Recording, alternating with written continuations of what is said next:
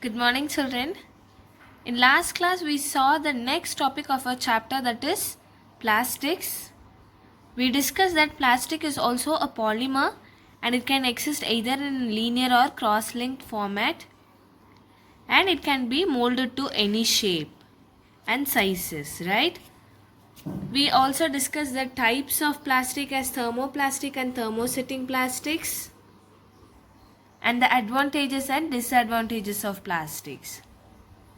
Today we are going to discuss these advantages and disadvantages in detail. Okay? So, as you know that already, the uses of plastics are endless. If you go to a market and buy some fruits and vegetables, you could get it to your home only with the help of bags. Initially we had plastic bags and polythene bags for this.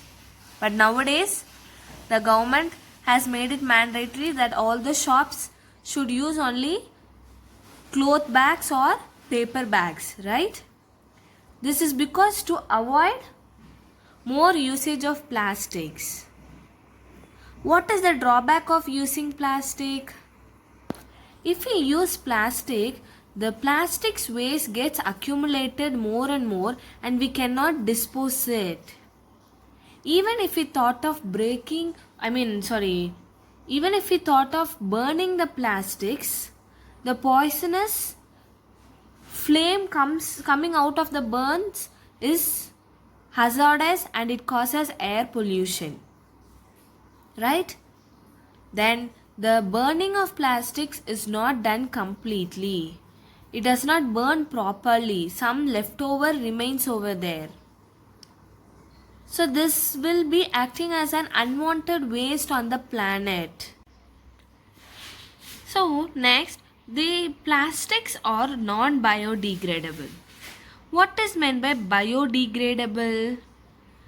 Degradable. I split the word biodegradable into two. Bio and degradable. Degradable means which can be decomposed by the nature with the help of microorganisms. Okay, so non-biodegradable means the materials which do not decompose by the nature. The plastic takes many years to decompose. Okay, so that is why we consider the plastic as a non-biodegradable item, and we have reduced the usage of plastic nowadays.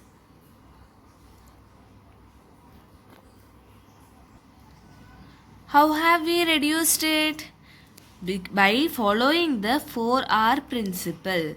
4R means reduce, recycle, reuse and recover. This is like a cycle of using your plastic. To reduce the amount of dependence on plastic, to recycle and reuse it again, and to recover it again. So if we follow the 4R principle, we can reduce the dependence of plastic in our daily life. Okay, so how can we reduce the usage of plastics? By preferring cloth bags and or jute bags or paper bags in the markets and shops. Recycle. So recycle means using plastics, but what type of plastic? We have already discussed the types of plastic as thermoplastic and thermosetting plastics, right? Thermoplastic means which can be changed after heating. That is a material once utilized, it can be deformed by heating and then changed into another new material. Whereas a thermoplastic do not have such kind of a benefit, right? So the 4R principle tells us to recycle and reuse the materials. So we can prefer thermoplastics for such principles to be followed. Okay, my dear children. So this is how we conserve the planet Earth by using plastics, but also not in a harmful way. Okay. Next, let us discuss the advantages The first point which we saw was non-reactive. I told you already in the last class that non-reactive means the reactive means reaction. If any other materials like iron or gold or silver is exposed to the atmosphere, it reacts. Your silver reacts with the air, iron reacts with the air and it forms rust. Whereas your plastics do not bring such kind of reactions when it is exposed to the atmosphere. And the second point, it is lightweight and it is strong enough and durable. It has a long life. And your plastics can be molded to different shapes and different sizes too. And the plastics are poor conductors of heat and electricity. So the best example I could tell for this is your utensil handles.